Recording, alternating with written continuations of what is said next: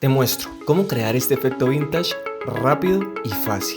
No te vayas, quédate hasta el final. El video es muy corto, así que vamos a darle. Lo primero que vamos a hacer es duplicar la capa fondo con Control más J. Ahora aplicamos un tipo de fusión trama. Vamos a filtro, desenfocar y desenfoque gaussiano. Aplicamos un radio de 30 píxeles y le damos OK.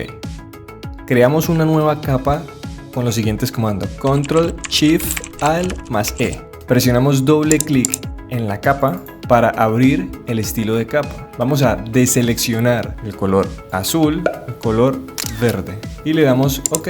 Seleccionamos la imagen con Control más T y lo que vamos a hacer es moverlo un poco hacia el lado donde más quieras. En este caso yo lo voy a mover hacia la izquierda para crear ese efecto de borde. Ahí está perfecto. Le doy OK o en la flecha. Una vez tenemos ya estos efectos seleccionados, creamos nuevamente una capa con todo incluido con el siguiente comando: Control, Shift, Alt más E. Ahora lo que vamos a hacer es ir a filtro, ruido y añadir ruido. Añadimos una cantidad de 12% de ruido que sea gaussiano y monocromático y le damos OK.